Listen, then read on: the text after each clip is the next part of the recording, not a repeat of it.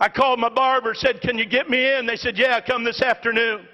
I went to the barber shop, so happy and pleased I was going to get a good haircut from a barber I trust. And when it came time for my appointment, the receptionist come out and said, Mr. Cunningham, I'm sorry, but your barber had to leave on an emergency. He's not here today, but Julie can cut your hair if you want her to. And I thought, well, I'm here. I need a haircut. Julie will be just fine. About 2 minutes later, a girl stepped around the petition. She had hair that was sticking straight up in spikes. Some of it was purple, some of it was blue, some of it was yellow, some of it was orange. That girl must have had 100 piercings in her face, all around her ears, her lips, her nose. I mean, in the sides of her eyes, she was all pierced up. And under the piercing was all kind of painting. She had on polka dot pants and a plaid shirt. She had on 2 different color socks, and her shoes didn't match.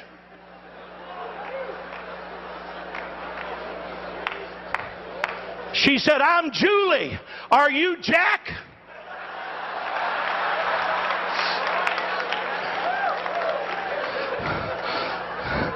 If it wasn't for wanting to please God, I'd have said, no ma'am. Jack said, tell you he had to leave.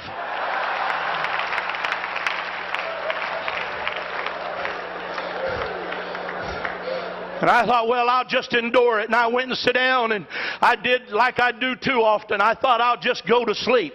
I'll just sit down here and close my eyes and rest while this girl cuts my hair, and I hope she hurries up. There couldn't be anything in the world her and I would have in common. There couldn't be anything on earth she and I'd want to talk about. She wouldn't want to hear anything I got to say. I certainly don't want to hear anything she's got to say. I apologize, but that's what was going through my mind. While she's cutting my hair, she said, where do you work?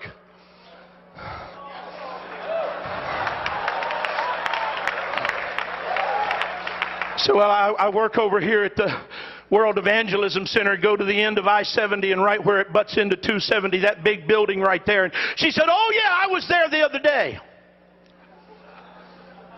I said, you were at World Evangelism Center the other day? She said, yeah, you have a bookstore in there, don't you? I said, yes, ma'am. She said, my mama is a cocaine addict. My uncle is a hopeless cocaine addict. And she said, somebody gave my mama one of those videos on Left Behind. And she said, we all sat down in the living room and watched it. And she said, I don't know nothing about God. And I don't know nothing about the church. And I don't know nothing about the Bible. But she said, when I was finished watching it, I knew I didn't want to go to hell.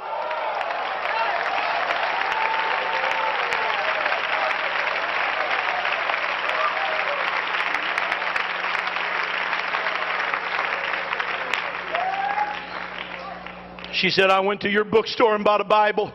She said, I don't know how else to find out anything about God.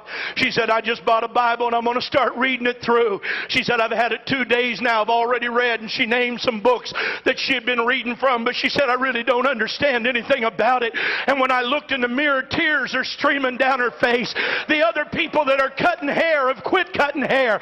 And now they're listening to her talk. And some of them got tears in their eyes. And when I got up out of that chair, I said, Julie, I want to apologize to you for not telling you about Jesus. I said, but if you'll stay here, I'm going to go to my office and get a Bible study. And me and you's going to sit out there on that park bench, and I'm going to give you a Bible study and help you know about Jesus.